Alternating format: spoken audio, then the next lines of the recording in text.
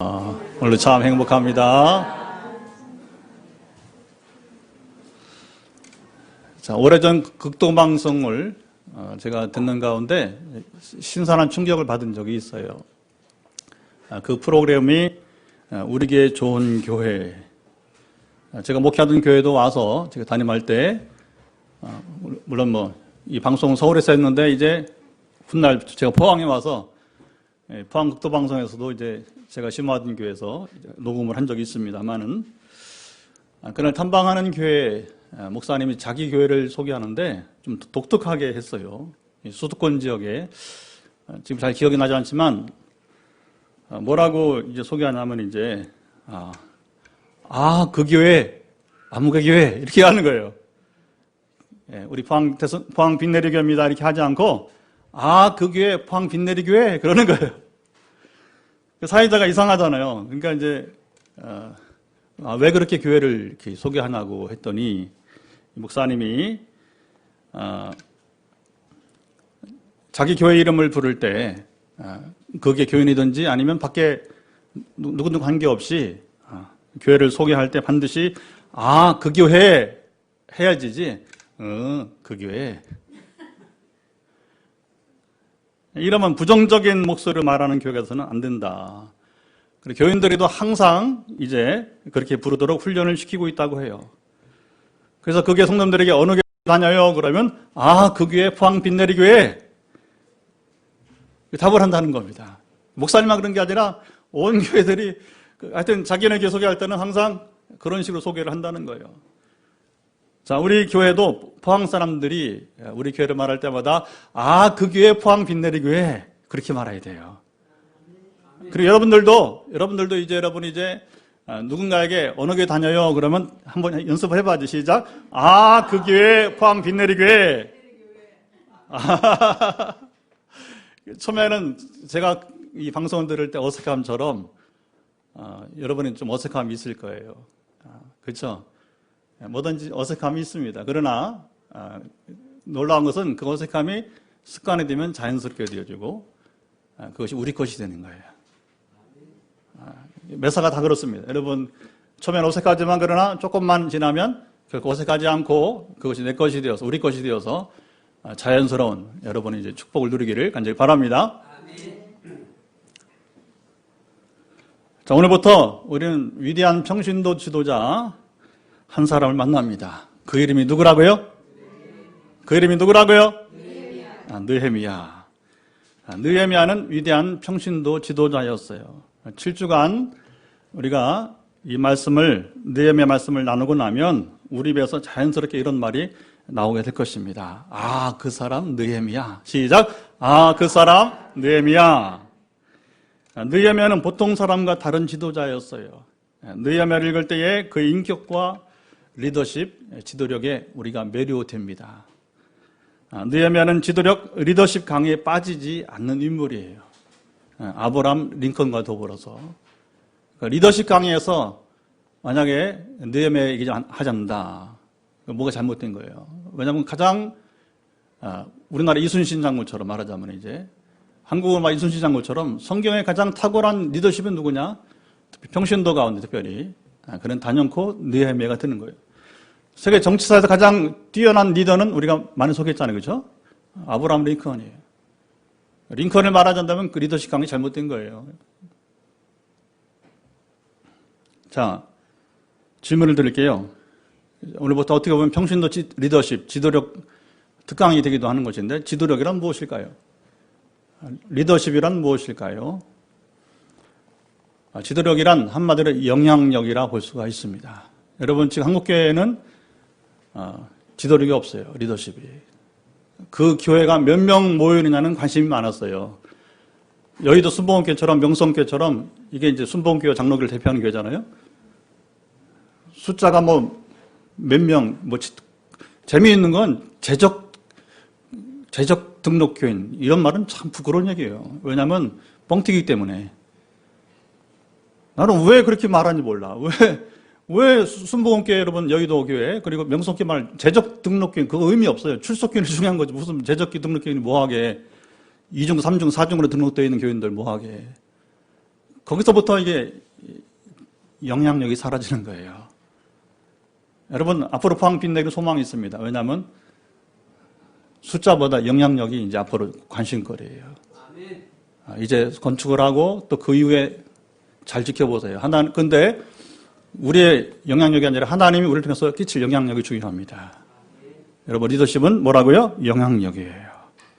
누구에게든지 개인이든 단체이든 영향력을 행사할 수 있을 때에 그 사람이나 단체를 지도할 수 있는 지도자가 되는 거예요.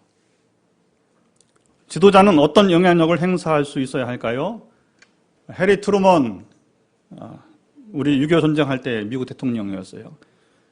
좋지 않은 이미지가 있지만 이 사람이 지도자를 이렇게 설명을 하기도 했습니다. 지도자는 사람들로 하여금 하고 싶지 않은 일을 하게 하고 그 일을 좋아하도록 만들 수 있는 사람이다. 근데 성경적인 얘기예요, 사실은요. 나는 트루먼의 인격이나 신앙을 얘기하고 싶지 않아요. 이 부분에 좀 네거티브한 많기 때문에. 그러나 이 말은 사람이 다 그렇잖아요. 좋은 점이 있고 나쁜 점이 있는데 이 말은 참 잘한 것 같아요. 지도자가 처음 부임하면 되게 지도자의 말에 동의하지 않아요. 왜? 서로 낯설기 때문에 그런 거예요. 그러나 지도자와 함께 하는 가운데 점차 영향을 받습니다. 그를 좋아하고 따릅니다. 이러한 지도력을 발휘한 사람이 바로 느헤미야예요. 자, 1절 말씀을 같이 읽어보도록 합시다.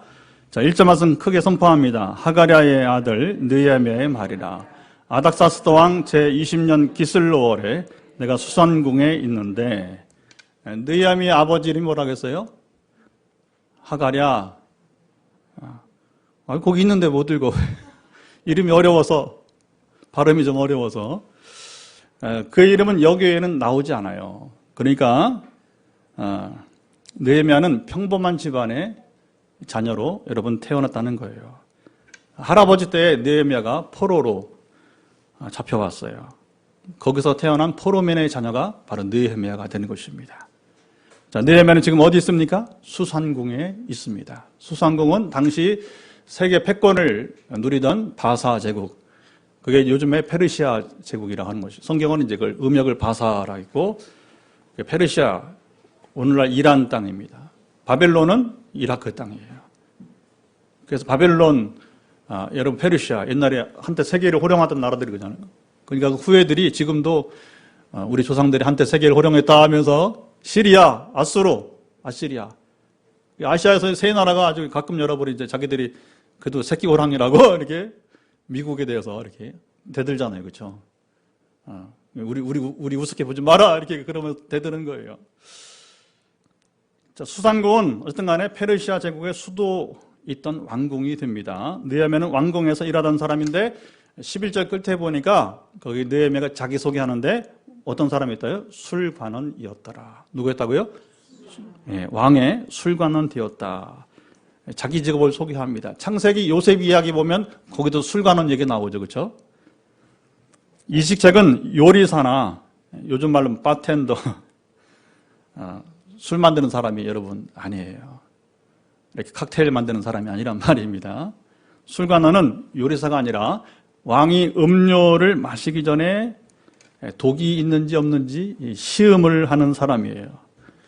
술관원은 그래서 왕이 절대적으로 신음하는 사람만이 여러분 이 일을 할 수 있는 겁니다. 허드는 일이 아니에요. 허드는 일이 아니고 굉장히 이것은 중요한 일이 되는 것입니다. 그런 왕 곁을 떠날 수가 없습니다. 예나 지금이나 최고 통치자와 가장 오랜 시간 있는 사람이 뭐라고 불러요? 실세라고 불러요. 실세라고. 그 사람의 통치자의 영향을 가장 끼칠 수 있는 사람이 바로 뭐냐면 실세예요. 왜? 가장 오랜 시간 함께 있기 때문에. 왜? 대화를 많이 하잖아요. 여러분 옛날에 생각해 보세요. 일개 작은 나라 왕도 아니고 세계 패권을 누리던 여러분 제국의 황제인데 한번 만나려면 쉬워요, 어려워요? 얼굴 보기 힘들어요. 얼굴 보기. 근데 이 사람은 늘 거의 맞대고 있다시피 하니까 대단한 실세가 되게 되는 거죠. 그래서 혹자는 말하기를 이 술관원을 현대 직책으로 비교한다면 경호실장이다 그렇게 말합니다. 우리나라는 경호차장이라고 지금 바꾸고 있는데 좋지 않은 경우지만 차지철이나 우리 나이들 뭐 아시죠? 장세동 같은 사람이에요. 느헤미야는 포로민의 자녀로 태어났지만 이렇게 한마디 출세한 사람이었습니다. 사람이 기득권을 가지면 보통 변화를 원치 않아요. 왜? 자기 기득권을 가지고서 편안히 그냥 누리며 살기를 원하는 것이 여러분 일반이잖아요. 자, 느헤미야가 이런 사람이었다면 그는 지도자가 리더가 될 수 없었을 것입니다. 그리고 오늘 우리가 읽는 이 성경책에 결단코 기록될 수 없었을 것입니다. 자, 느헤미야가 수상공에서 어떤 소식을 여러분 들었습니다. 그 소식을 한번 읽어보도록, 어떤 소식이었는지 2절과 3절을 또, 자, 성경을 펴세요. 같이 읽습니다. 2절, 3절. 내 형제들 가운데 하나인 하나니가 두어 사람과 함께 유다에서 내게 이르렀기로 내가 그 사로잡힘을 면하고 남아있는 유다와 예루살렘 사람들의 형편을 물은즉 그들이 내게 이르되 사로잡힘을 면하고 남아있는 자들이 그 지방 거기에서 환난을 당하고 능욕을 받으며 예루살렘 성은 허물어지고 성문들은 불탔다 하는지라. 어디 소식이에요 지금? 예루살렘 소식이에요. 자기 조국 유다의 이미 멸망한 유다 왕국이지만 유다의 절망적인 지금 형편을 듣고 있습니다. 자, 이 소식을 듣고 느헤미야가 어떻게 반응을 보였을까요? 자, 이제 느헤미야의 초점은 리더십인데, 자, 리더가 어떤 자세를 취하는지 이게 하나하나가 굉장히 중요한 거예요. 성경은 할 일 없어 기록한 책이 아니에요. 성경은 굉장히 중요한, 여러분 이제 이 성경 목록에 들어간다는 게 굉장히 중요한 거예요. 그렇기 때문에 순서, 단어 하나, 편집이 굉장히 중요했어요. 자, 그러면 여기서 봅시다. 자, 느헤미야가 어떻게 반응했는지 4절 말씀을 같이 읽어보도록 하죠. 시작. 내가 이 말을 듣고 앉아서 울고 수일 동안 슬퍼하며 하늘의 하나님 앞에 금식하며 기도하여. 자, 지도자로서 리더로서 느헤미야는 남다른 자세가 여기에 볼 수 있습니다. 보통 사람 같으면 좋은 자리, 편안한 자리에 있으면 이렇게 생각을 했을 거예요. 조국의 현실이 아프긴 하지만 어쩌랴. 예루살렘 조국 소식이 너무 암담하니까 마음은 아프지만 회복의 때가 있겠지 하면서 소극적인 태도를 보였을 것입니다. 느헤미야는 그렇게 하지 않았어요. 이게 리더예요. 리더가 되느냐? 쫌생이가 되느냐? 죄송하지만 우리말로 말하면 지도자가 되느냐? 쫌생이가 되느냐? 여기서 이제 여러분 차이가 나기 시작하는 거예요. 그는 소식을 듣자마자 앉아서 울었습니다. 몸은 지금 1300km. 자, 1300km면 우리 한반도가 제주부터 여러분 저기 압록강까지가 몇 킬로예요? 1000km밖에 안 돼요. 그러니까 여러분 저 제주에 서 있다면 여러분 저 만주 땅까지 가야지 그게 1300km예요. 자, 몸은 멀리 있었지만 마음은 항상 조국 수도 예루살렘에 있었어요. 자, 이동원 목사는 사랑한다는 것은 상대방의 상처를 내가 받는 것을 의미합니다. 자, 사랑하려 하는 사람마다 놀라운 얘기합니다. 상처받기로 결심해야 합니다. 여러분, 누군가 사랑한다고 할 때 상처받기로 결심하지 않으면 사랑 포기하세요.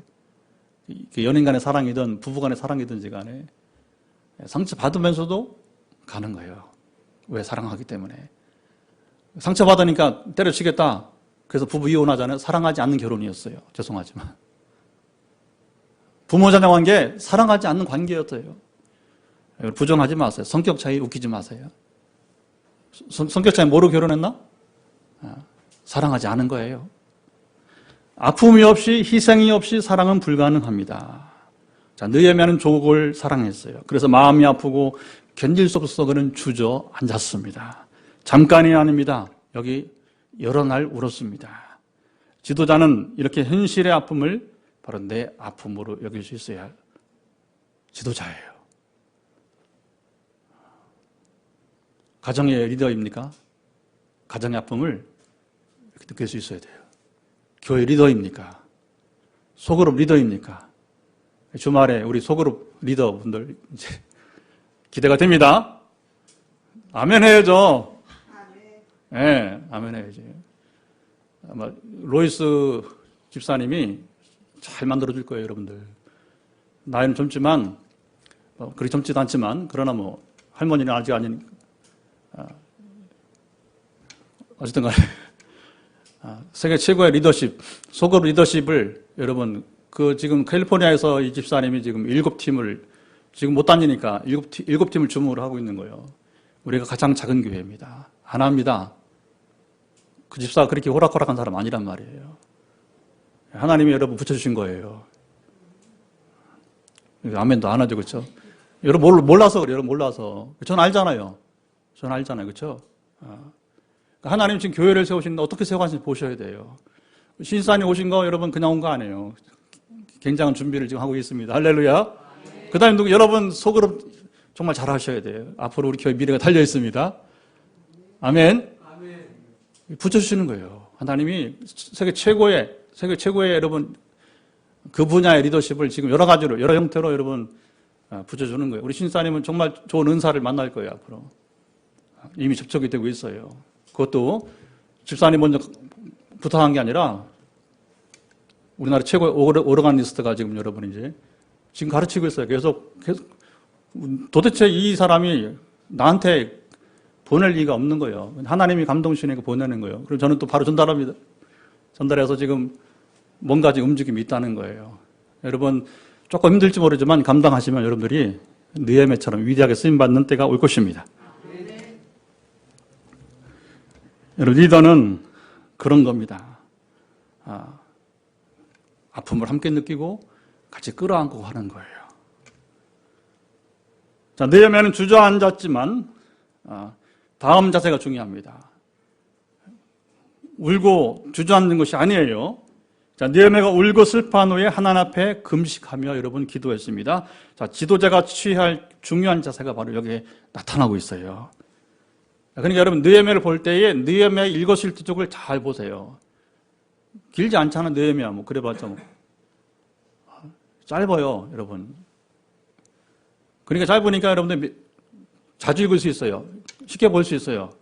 그래서 한 가지 주목하란 말이에요. 느헤미야가 어떻게 무슨 말을 하고 어떻게 행동하고 기도하고 또 순종하고 왕 앞에서는 또 어떻게 그가 말하고 굉장히 여러분 중요한 거예요. 순간순간.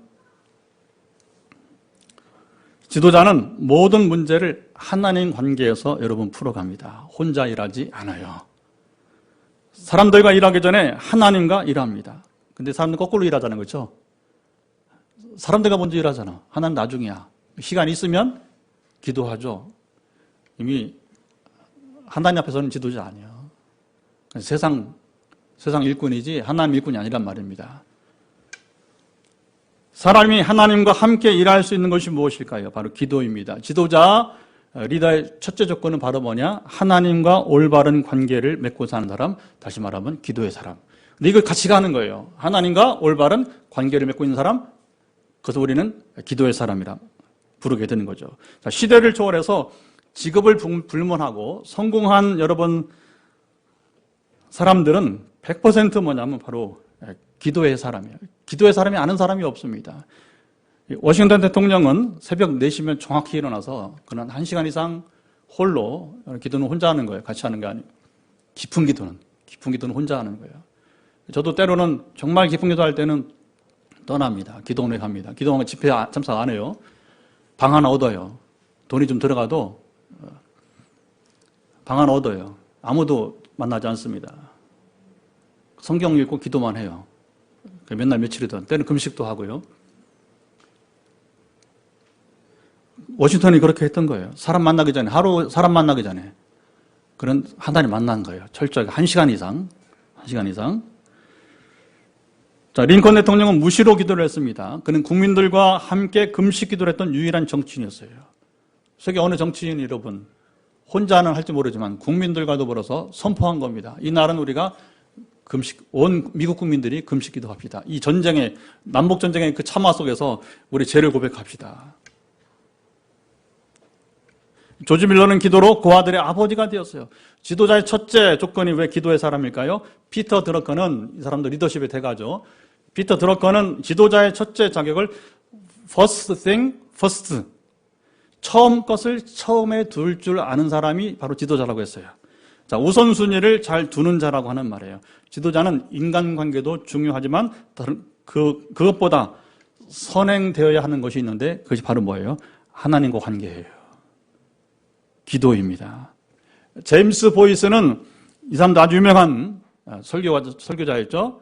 한국 목사님들이 많이 좋아하던, 우리 한 세대 앞선 분들이 많이 좋아하던. 그래서 웬만하면 다 제임스 보이스, 제 서재는 없어. 이게 세대 차이가 나니까 이제 우리는 이런 안 봅니다. 근데 우리 앞 세대에서는 되게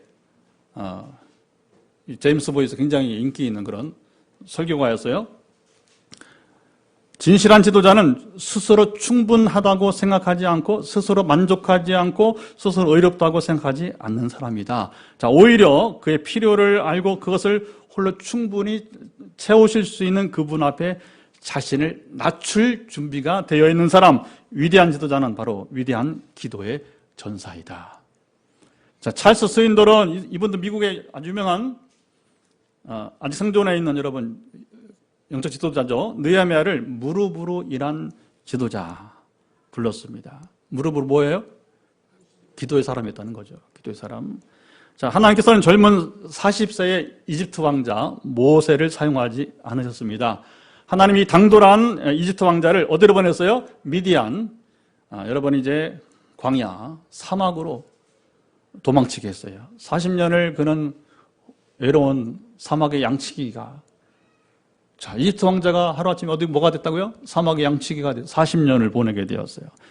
모세는 다 포기했어요. 내 인생이 이렇게 끝났다. 그런데 하나님은 늙고 힘 빠진 80세의 모세를 여러분 부르셨습니다. 이제는 내가 애굽으로 가서 내 백성 가나안 땅으로 인도하라. 여러분, 이 역사가 주는 의미가 여러분 무엇일까요? 아주 큰 이 메시지가 여기 있습니다. 하나님 모세의 힘을 빼게 한 거예요. 모세가 힘이 빠질 때까지 기다려줬어요. 왜 그랬을까요? 출애굽 인도는 모세의 힘으로 할 수 있는 일이 아니었어요. 하나님 저를 50대 초반까지 힘을 빼게 했어요. 신학도 20년 공부하게 하고 폼도 잡고 강의도 해보고. 근데 50대 초반까지 결국은 하나님 힘을 빼게 하시고 교회를 개척하게 하셨어요. 왜?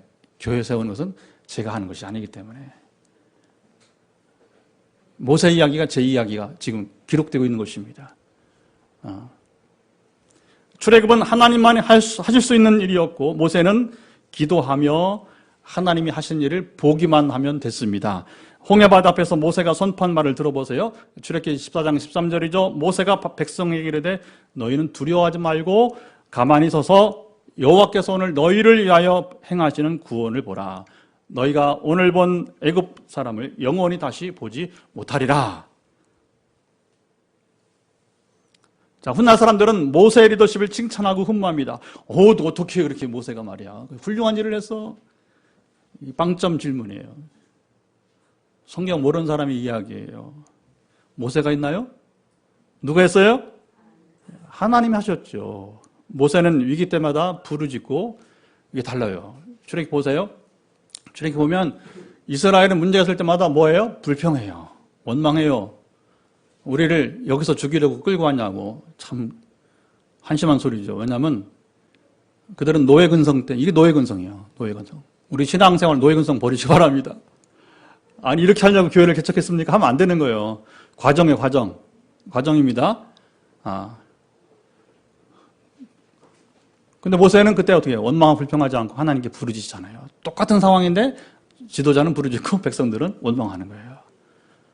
우리 신앙생활 할 때 잘하시기 바랍니다. 문제가 있으면 뭐냐? 기도하면 돼. 여기 나와 우세요. 느헤미야처럼 울어보세요 한번. 여러분 문제가 있으면 울 때예요. 기도할 때가 되는 것입니다.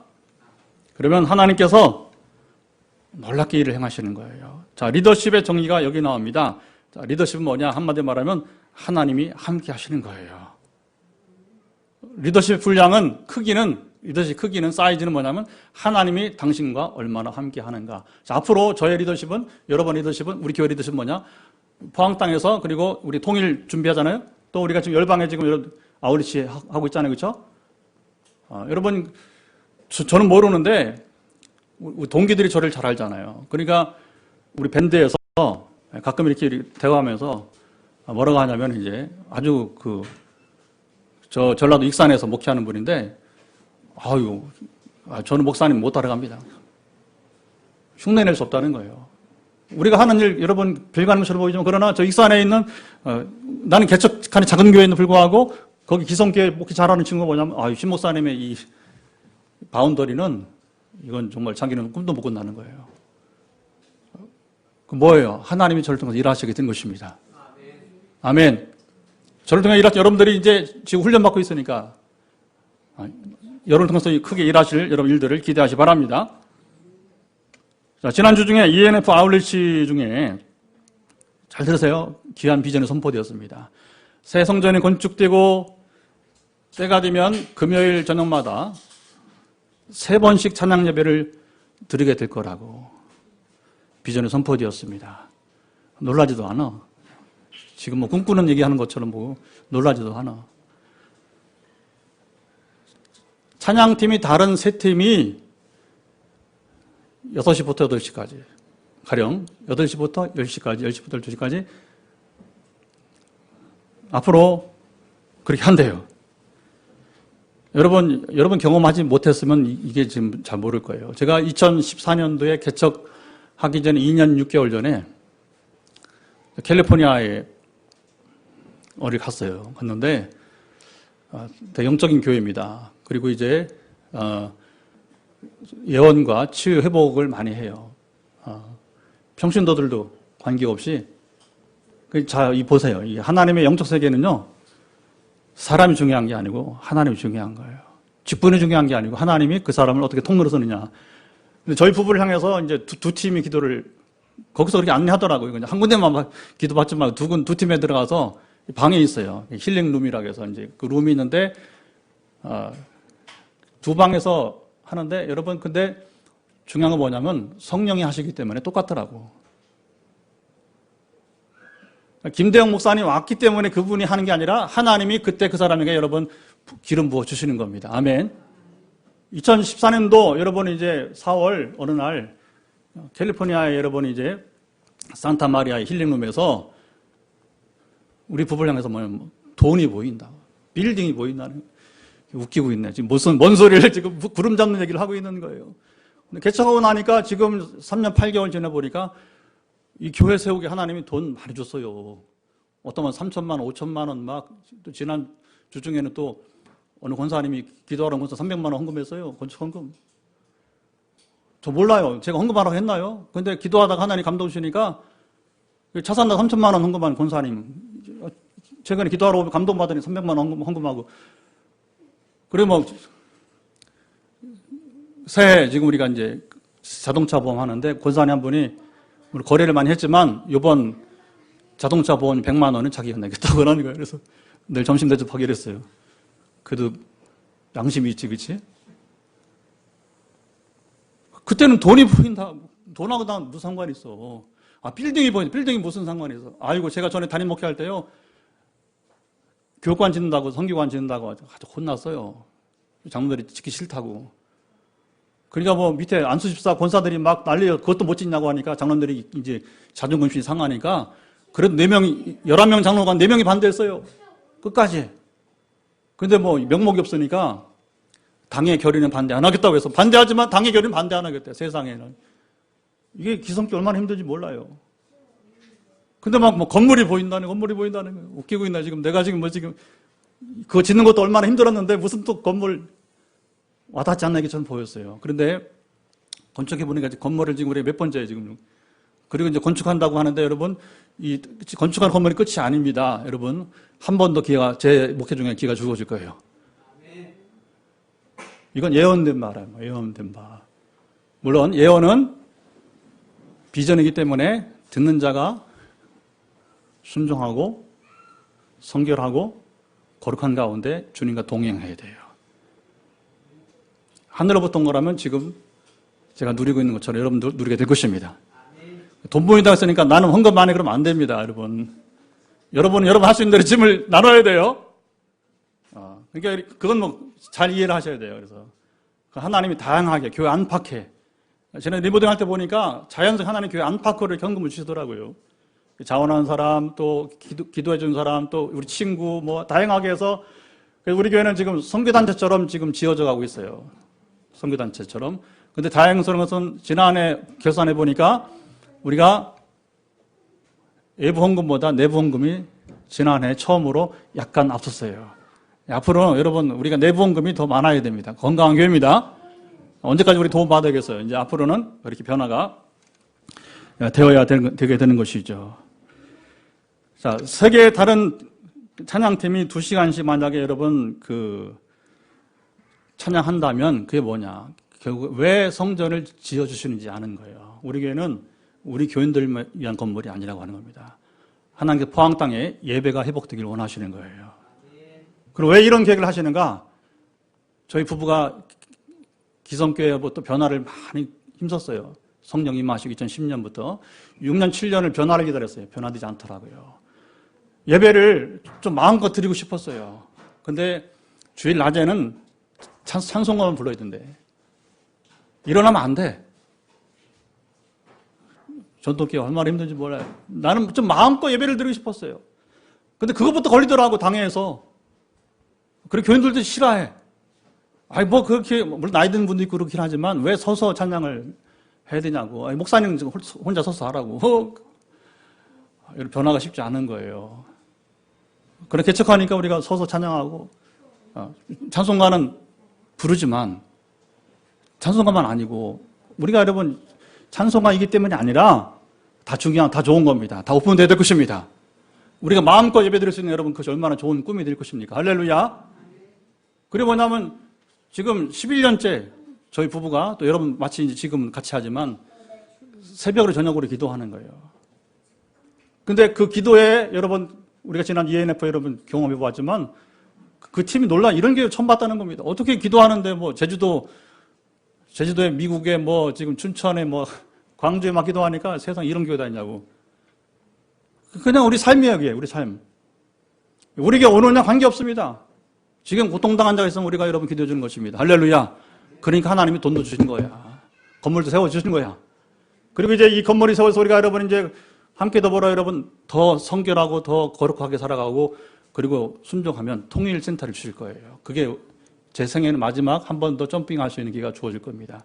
이 건물은 지금 건축하는 건물은 포항 땅을 위해서 최소한의 건물이 될 것이고 한 번 더 마지막은 뭐냐면 통일센터로서 여러분 이제 다시 기회가 주어지게 될 것입니다.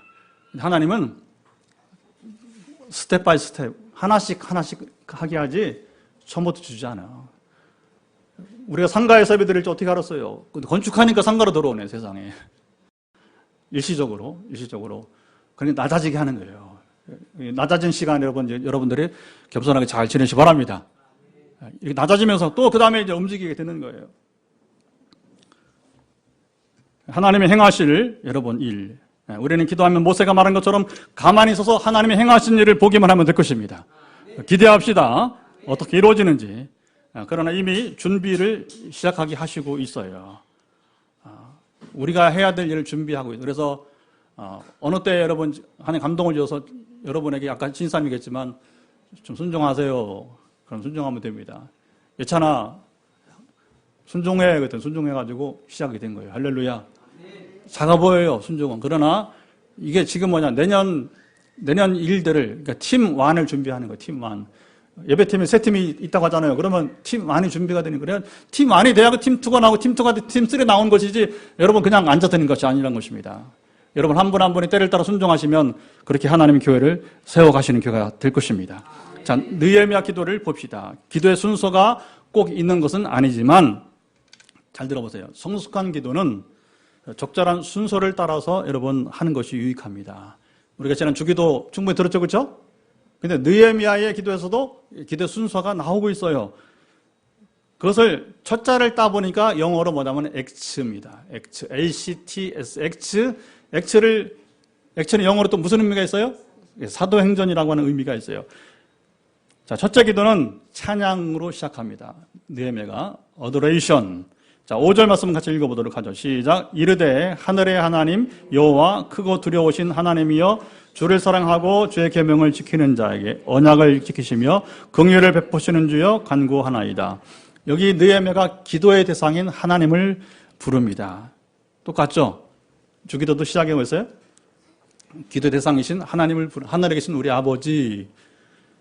자, 여기서는 느헤미야는 자, 기도의 대상인 하나님을 부르면서 하나님의 위대한 성품을 드러내며 찬양합니다. 자, 하나님의 어떤 성품을 여러분 찬양하고 있습니까? 자, 보세요. 하나하나 보세요. 하늘의 하나님 여호와 크고 두려우신 하나님은 바로 하나님의 주권을 말하는 거예요.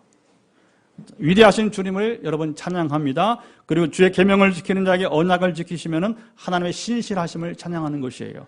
긍휼을 베푸시는 주여는 바로 뭐냐? 하나님의 사랑을 찬양하고 있는 것입니다. 우리도 기도할 때 하나님께 마땅히 드릴 찬양을 생각하면서 기도할 수 있기를 바랍니다. 내게 행하시고 베푸신 여러 가지 일들을 생각할 때 하나님의 성품을 드러내면서 그 이름을 높이면서 우리가 뭐냐면 이제 찬양하게 되게 되는 거예요. 자, 내배가 드린 두 번째 기도는 고백입니다. 컨페시언인데 어떻게 고백하는지 6절, 7절 같이 한번 읽어보도록 합시다.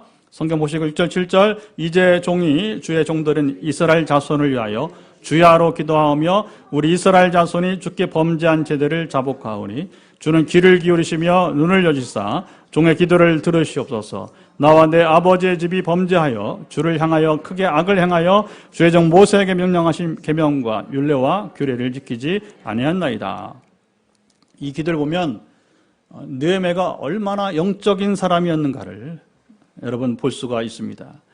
자, 이스라엘 현재 당하고 있는 고통의 시간은 그들이 바로 하나님께 범죄했기 때문이라고 하는 거예요.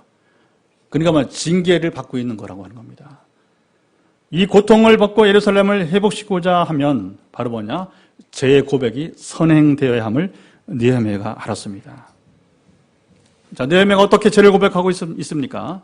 나와 내 아버지 집이 죄를 범했다고 합니다. 누가 범했다고요? 나와 내 아버지 집이. 지도자들이 시대를 초월해서 자신이 죄인임을 잊고 삽니다. 그리고 개혁을 말해요. 전두환도 여러분 사회정의 기억나세요?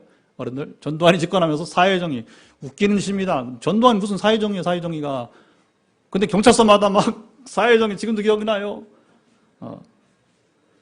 개혁은 자신으로부터 시작돼야 되는데 부하들을 숙청하는 것으로부터 여러분 개혁인 양 호도해요. 북한 보세요, 여러분. 이제 때만 되면 사람 죽이잖아. 심지어 자기 고모부도 죽였잖아. 장성택 알죠? 이게 개혁이라고 하는 게 그런 거예요. 그러니까 숙청당하는 부하들이 억울하니까 한마디 하고 죽잖아요. 뭐라고 해요? 토사구팽 당했다고. 우리 어린 친구들 잘 모르죠?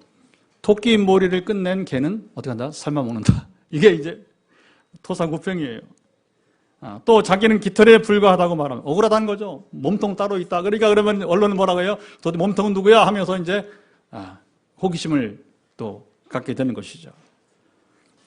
여러분, 개혁은 나 자신부터 변화가 돼야 되는 거예요.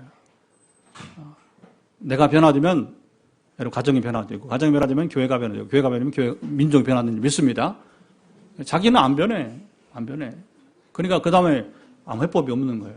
우리나라가 이게 좀처럼 한국계 문제가 안 풀리는 게 왜 그러냐면 자기로부터 회개가 일어나지 않기 때문에 그런 거예요. 자, 느헤미야가 드린 세 번째 기도는 감사하며 땡스기빙인데, 자, 8절부터 8, 9, 10절을 같이 읽도록 하겠습니다. 8, 9, 10절 시작. 옛적에 주께서 주의 종 모세에게 명령하여 이르시되 만일 너희가 범죄하면 내가 너희를 여러 나라 가운데 흩을 것이요 만일 내게로 돌아와 내 계명을 지켜 행하면 너희 쫓긴 자가 하늘 끝에 있을지라도 내가 거기서부터 그들을 모아 내 이름을 두려고 택한 곳에 돌아오게 하리라 하신 말씀을 이제 청하건대 기억하옵소서. 이들은 주께서 일찍이 큰 권능과 강한 손으로 구속하신 주의 종들이요 주의 백성이니이다. 자, 이 기도는 느헤미야가 신명기 28장과 30장의 축복과 저주의 말씀을 생각하며 드린 기도입니다. 신명기 축복과 저주의 말씀은 이스라엘이 하나님 말씀을 따라 순종할 때에 뭘 받아요? 축복, 저주. 축복이죠. 축복을 받지만 그렇지 않을 때에는 저주, 심판을 받는다는 내용입니다. 심판을 받는 중에 그들이 회개하면, 잘 들으세요. 우리가 누구든지 다 완전하지 못해요. 너는 흠이 없어? 늘 우리가 하는 얘기잖아요. 그렇죠? 너는 의롭냐? 우리가 의로운 자가 있어 다 죄가 있지. 그러나 우리는 여러분 회개하면 다시 주님은 축복하신 것입니다. 지금 중요한 건 뭐냐? 네가 의인이 중요한 게 아니라 나의 그 죄를 회개하고 뉘우치고 여러분 이제 다시 순종의 자리로 나오면 될 것입니다. 자, 이 말씀을 생각하며 느헤미야가 드리는 감사의 기도예요. 이런 기도는요, 굉장히 성숙한 기도예요.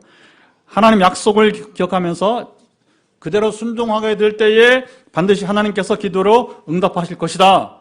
그러니까 하나님 응답하실 것이니까 미리 감사하는 거예요. 여러분, 하나님은 공의로운, 우리 찬양했잖아, 아까. 예수 하나님의 공의. 하나님 공의로운 분이기 때문에 정확하게 역사하십니다. 그러니까 우리가 지금 하나님 앞에 어떻게 서 있느냐가 중요한 거예요. 그러면 성경 말씀대로 지금 여러분 느헤미야의 자세대로 반드시 그 안에 이루어지게 되는 거예요. 여러분들이 여러분 순종하고 나아가면 반드시 축복이 있을 것입니다. 그러니까 비록 제 가운데 있었지만 나와 내 집이 범죄했다. 사실은 조상들의 범죄란 말이에요. 사실 따지고 보면 느헤미야가 죄를 범한 게 뭐 있어? 누가 한 거예요? 앞에 조상들이 그런 조상들이.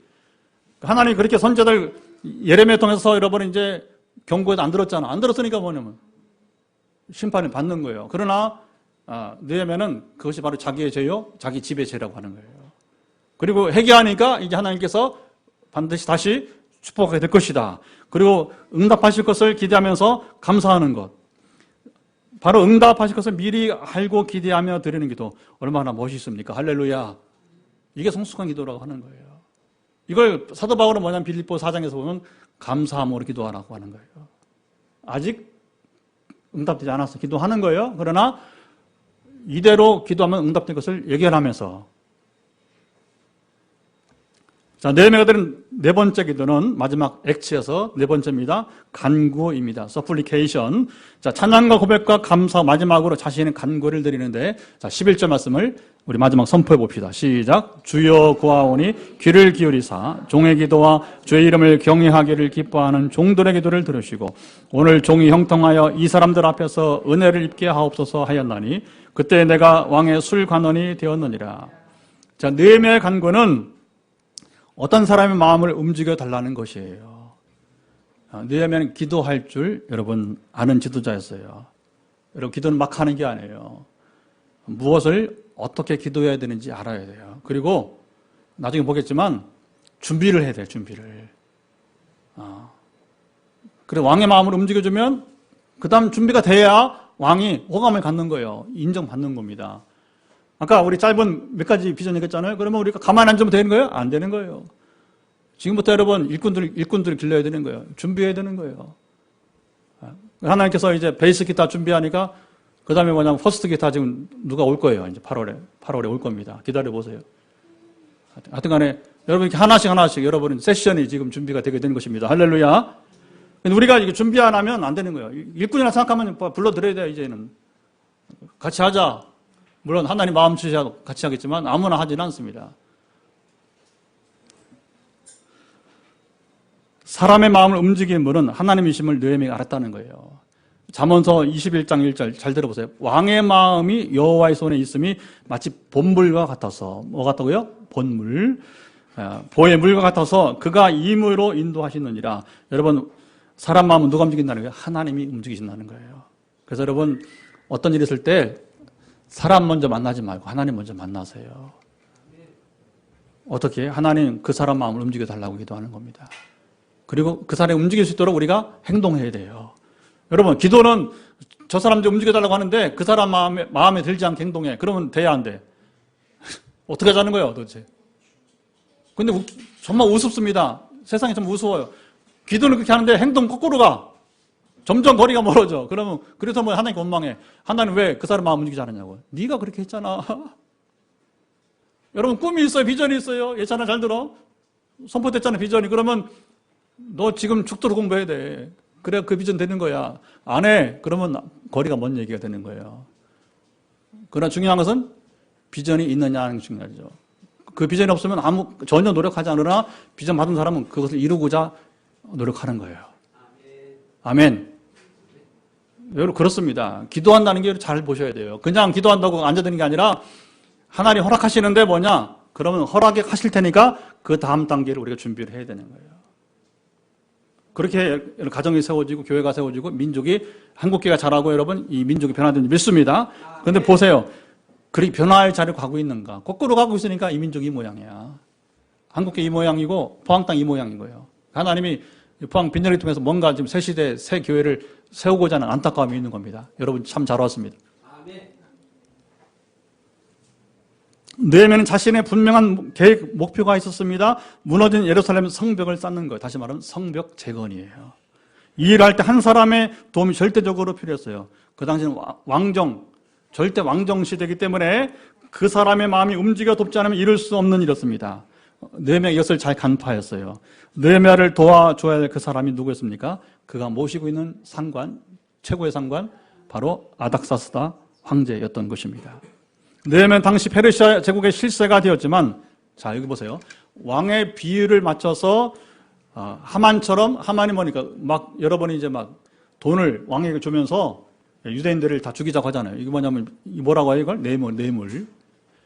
근데 여기 느헤미야는 그렇게 하지 않는 거예요. 왕의 비율을 맞춰 여러분 뇌물 주지 않았어요. 하나님께서 왕의 마음을 움직여달라고 기도했습니다. 여러분 이 일은 하나님께서만 할 수 있는 것임을 그는 믿었습니다. 일의 우선순위를 안 위대한 지도자의 모습입니다. 지도자의 첫째 자격은 느헤미야 같은 바로 기도의 사람인 것입니다. 저와 여러분도 결론을 내렸습니다. 이제 이 시대에 하나님 쓰시는 리더가 되기 원하십니까? 우리는 또 쓰임 받아야 돼. 왜? 각 사람들이 이 땅에 보내셨기 때문에 여러분 보내신 뜻을 따라 쓰임 받기 바랍니다. 그러면 저와 여러분도 느헤미야와 같이 기도의 사람이 돼요. 이 시대에 하나님이 귀히 쓰시는 이제 일꾼들이 다 될 수 있기를 주님 말씀을 간절히 축원합니다. 또 다 같이 일어나 찬송하면서 우리 결단의 기도를 하도록 하겠습니다.